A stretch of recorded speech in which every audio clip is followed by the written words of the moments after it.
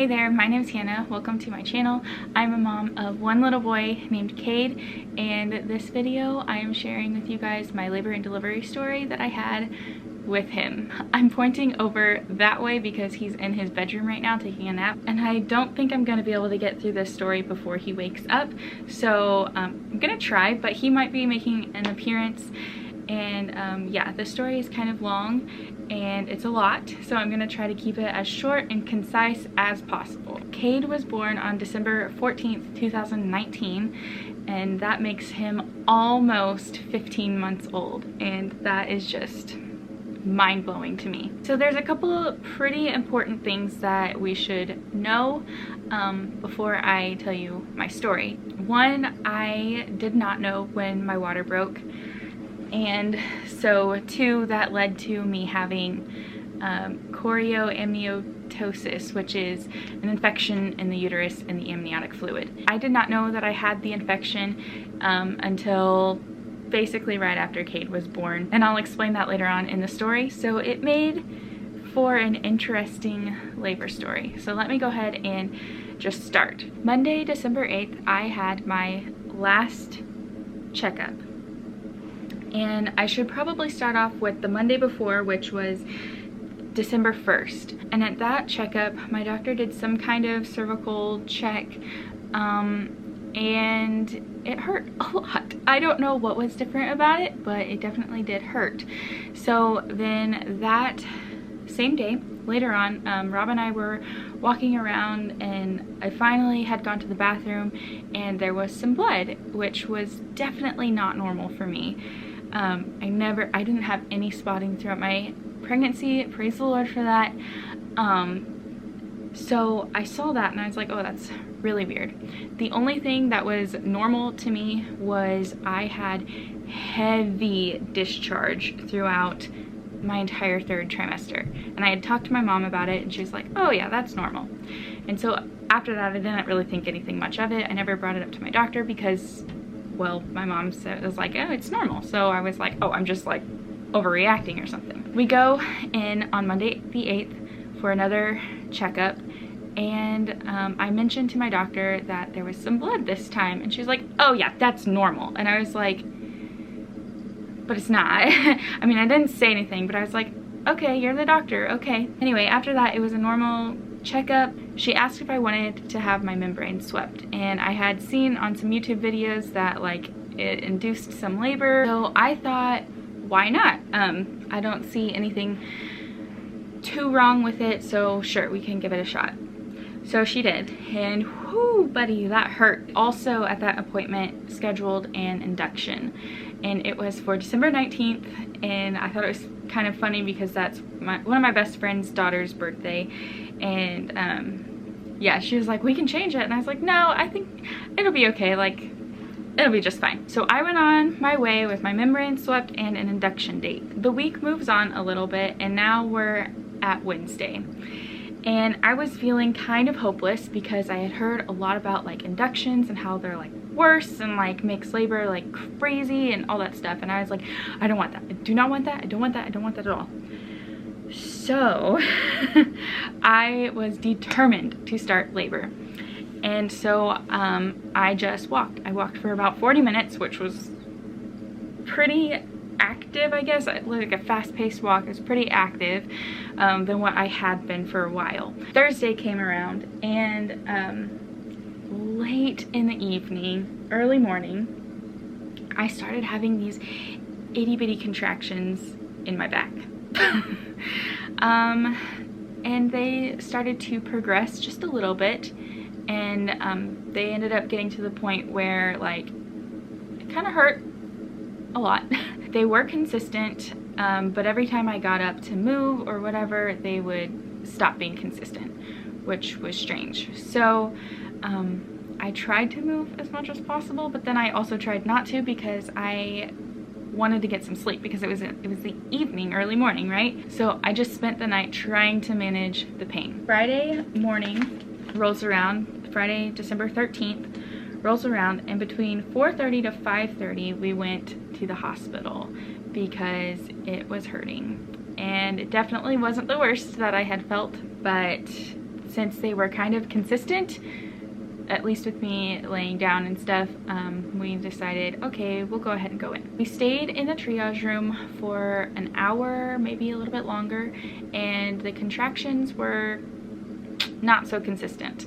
And it was weird because this is when I noticed that I really wasn't having anything like in my stomach as a contraction. It was all in my back. Every time the nurses came in, they were like, how you doing? And I would like, you know, your response is always, oh, I'm good, whatever. I realize my mistake now, and I really should have been like, well, I am at a consistent pain of like a 3 or a 4, and then when the contractions happens, it's like, I don't know, a 5 or a 6.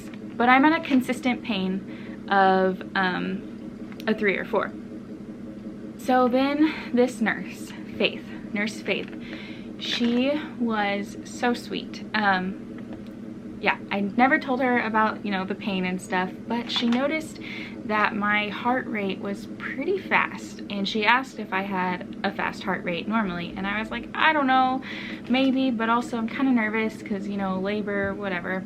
I thought it might have been normal for that to happen. So I just kind of brushed it off. Then she ran out and did, you know, whatever she had to do. When she came back in, she checked me and she noticed that there was a lot of discharge.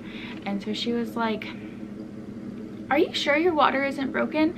And I said, as far as I know, I do not think that it is broken. Yeah.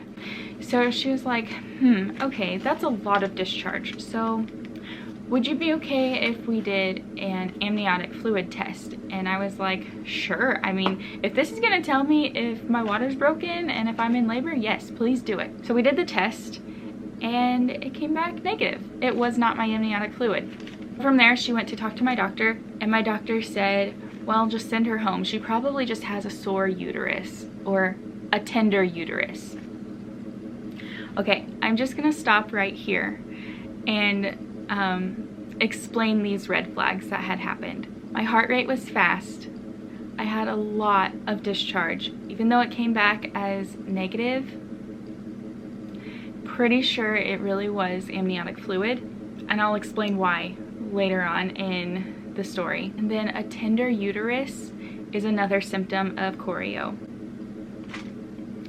So why I was sent home, I don't know, but I'm only a little salty about that. Anyway, moving on. We left, and as we were walking back to the emergency room doors, I had a contraction that hurt really bad. Like, we had to stop in the hallway. I had to hang on to Rob. It hurt. That just kind of leads on into the rest of the day, and I tried to manage the pain, tried to manage the contractions, tried to relax because I didn't get much sleep the night before, and we, you know, were at the hospital for a really long time. So I tried to relax, and I remember my last meal was a donut and chocolate milk because the rest of the day I had no appetite. I had like no thirst, nothing. The contractions got pretty dang intense and pretty consistent. They were quite painful, and they were definitely back labor. I felt no contractions the entire time through my stomach, except for when I started to push. And again, I'll talk about that later. I was kind of dealing with the contractions, and I had figured out a position that worked for me to kind of help with the contractions, and that was to be basically on my arms like this, and on my knees with my butt way up in the air, and like just like pushing, like tilting my hips back so that way I could create space. So yeah, it was very intense back labor, and anyway, at some point during the day I decided to hop into the shower, and I took a shower, and that helped a lot. I didn't have any contractions in the shower, but it really did help to relax. And I think I also did that later on, but again, like when I got up and moved, the consistency of the contractions kind of slowed down until way later into the evening. I would say maybe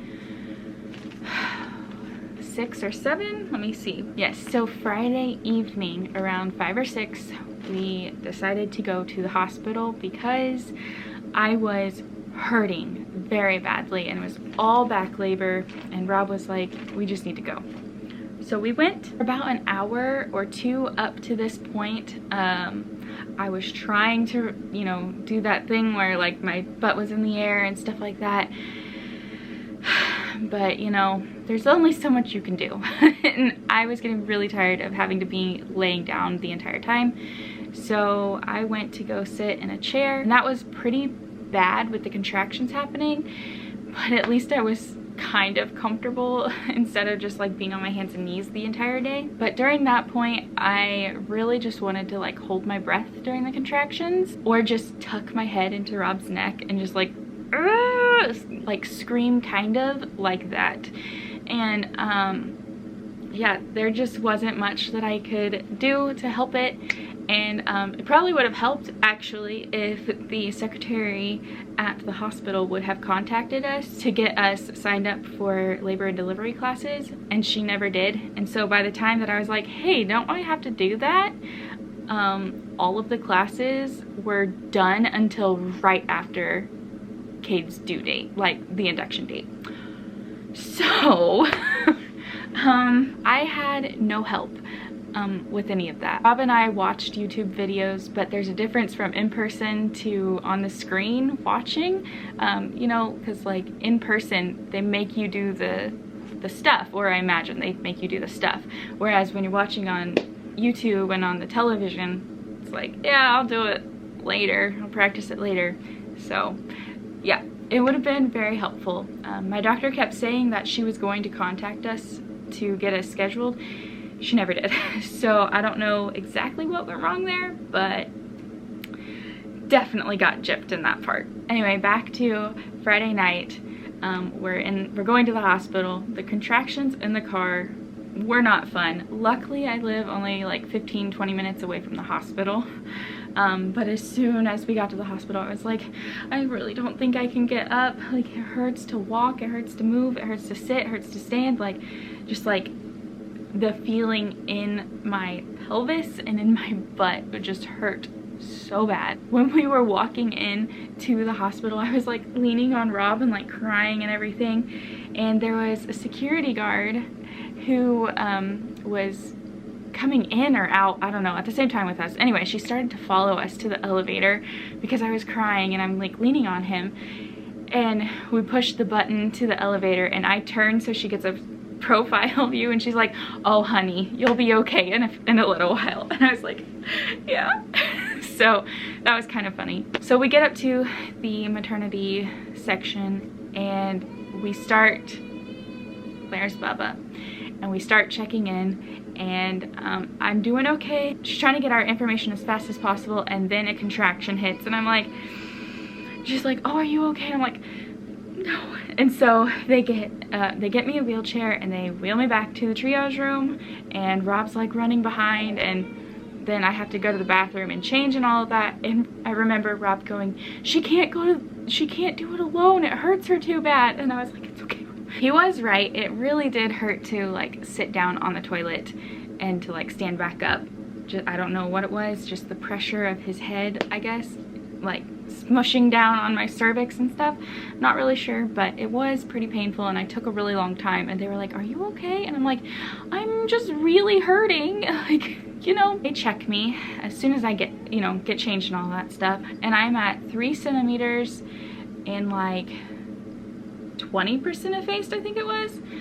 And so they just let us be in labor for an hour and a half, whatever. And I try my best to deal with the contractions in the triage room on my back and just like, you know, can't move, whatever. I mean, I could have moved, but like they had like these things hooked to me and I was like, it's too much work. And also I just really wanted to relax. Anyway, I am having contractions every like, I don't know, 5, 6, 7 minutes like that, and they're pretty dang painful. I would say they were probably about a on the painful scale. Also, side note, Rob had tried to get me to eat like all day, eat and drink water all day, but I was like, I don't want any of it.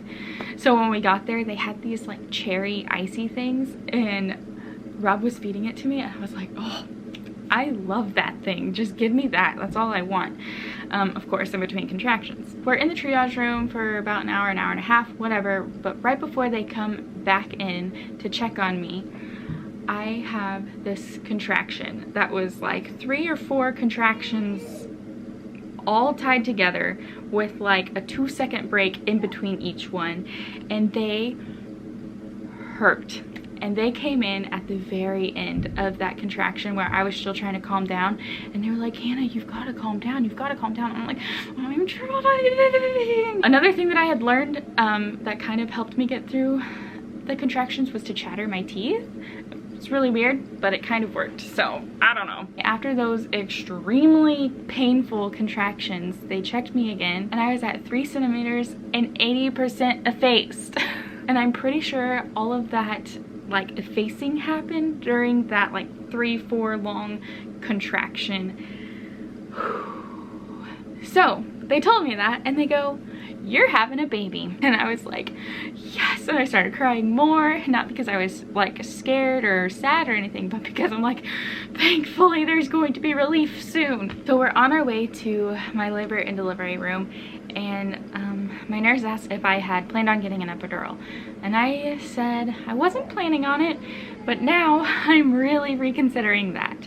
And so I ended up getting an epidural, and the epidural person came in, and I was terrified out of my mind because needles and back just like don't compute to me. So I was very, very nervous and scared and hurting and just like all of the things. Okay, I had to go get the bubba. Where was I? The epidural doctor. I was so scared, and I was crying and hurting, and you know, before they give you an epidural, they have to like give you an IV and everything. So they had like poked me several times because they couldn't find a blood vein because I was so dehydrated and everything. So I had been poked so many times, and I was just like, I don't want anything else. Like nobody, I don't want to be touched anymore. And so I started crying, and I was like asking the epidural person, like, you know, how many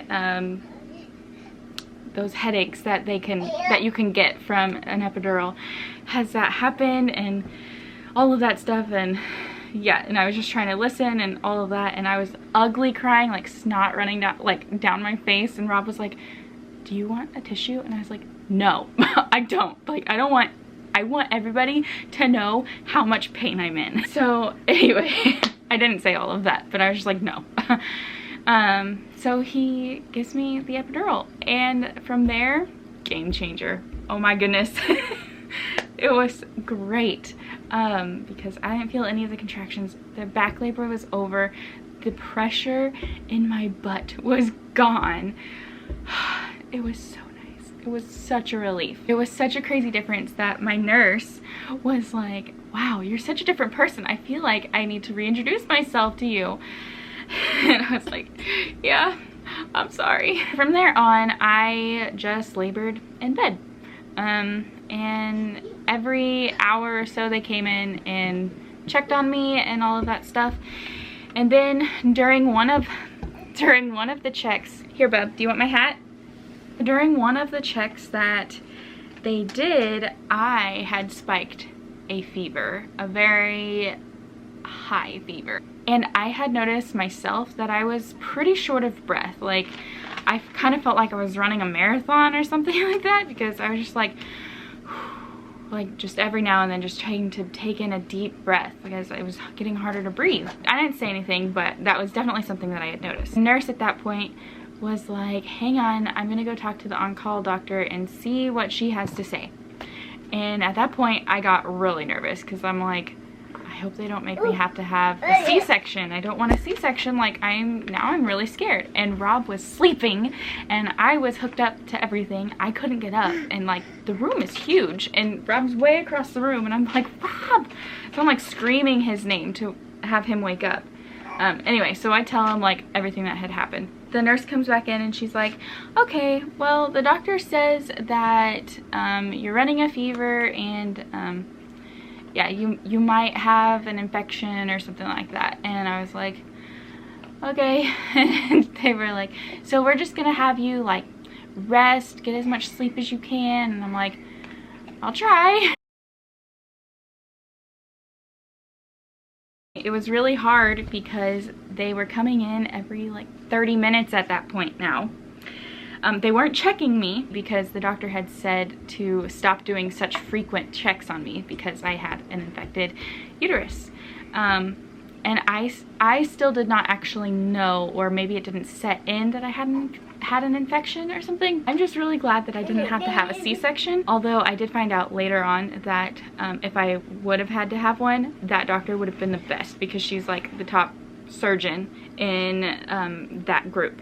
That was kind of reassuring after the fact. A little bit later on, I was trying to rest. I had a headache. They gave me a cold rag and all of that stuff, and I had the fever, and they kept like turning me, and like I had to use the peanut ball thing, and they couldn't get readings of Cade, like a constant reading of Cade. So they ended up having to do like an internal monitor on him, which was real uncomfortable.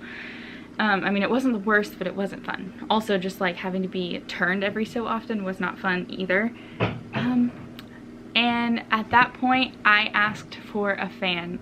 Was there a possible way to get a fan? I was drenched in sweat and so hot, so uncomfortable. And of course, they were like, oh, you have to lay like in this certain position. And I'm like, I'm just trying to not be sick here, okay? So anyway, they let me have the fan for a while. I was pushing, but then they told me like as soon as the baby was born, I couldn't have the fan anymore. I was like, that's fine, it's fine. And I do that until around like 7 or 8, and they check me, and I was about a 7 or 8. So they kept on letting me labor and all of that stuff, and they didn't check me again until 10, and they were like, you're at a 10, you're ready to push. And at that point, at that moment, I like looked at Rob and I was like, I'm scared. I'm so scared. And he's like, it's okay. And I'm like, no, I'm so scared. So anyway, I pushed for 45 minutes. At 10:45, this little human was born. During that 45 minutes of pushing, I had Nurse Becky, and she was the sweetest nurse, and she was on one of her last shifts, and she was just telling me about how like being a labor and delivery nurse is the most amazing thing, most rewarding. It comes with the highest highs but also some of the lowest lows, and it was just like so amazing. She really kept my mind off of everything. I said I was going to talk about the contractions and where I felt them later on. Well, now it's later on. So the entire time I was feeling them in my back and in my butt. Mostly in my butt. It just hurt really bad in my butt. But at this point, when she said, you're at a 10, you're gonna start pushing, I felt the contractions in my stomach. I felt pressure. I didn't feel the whole contraction of it. I felt a little bit, and it was amazing. I mean, it was just crazy to me because like it was pushing for me. There was one time that Nurse Becky had walked away for a second, and I felt the contraction coming on, and I was like, I'm gonna try not to. Bless you. I was like, I'm gonna try not to push, but oh my goodness, my body was starting to push without me. She ended up coming in time. It was just like, whoa. 45 minutes later, the doctor rushes in, the whole team comes in, and yeah, then Cade is born, and I did tear a little bit. The doctor was like, okay, you know, one last set of pushing. I pushed really hard, and so I did the first one. She was like, perfect. And during that second one, I pushed so hard, I tore a little bit, and she was like, push, push, push, push, and then she was like, oh, no, no, no. She like pushed on that area to make it not rip so bad, which I was thankful for.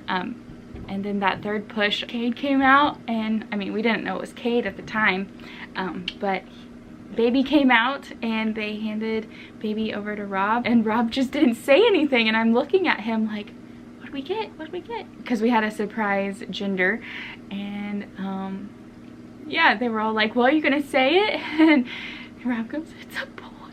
And I'm like, oh my gosh. And so anyway, I'm crying and everything and all of that stuff. And I'm just holding on to Cade, and the doctor is stitching me up and all of that stuff. And yeah, it was just the coolest thing. Also, another thing, right before Cade was delivered, the doctor pulled out some of my amniotic fluid, and it looked like my discharge that I had. I was that infected that it looked like discharge. So, yeah, the doctor wasn't mad or anything. She was just like, that's weird. So, yeah, I just think that if my doctor would have listened to, Nurse Faith in the morning, things could have gone a lot different and I wouldn't have been so sick.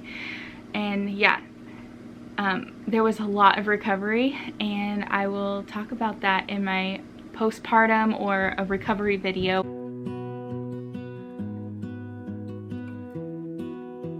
That is my labor and delivery story for this little one. Well, thank you guys so much for watching. Don't forget to give this video a thumbs up, subscribe, and hit the notification bell so you're notified every time I put out a new video, and I'll see you in the next one. Bye.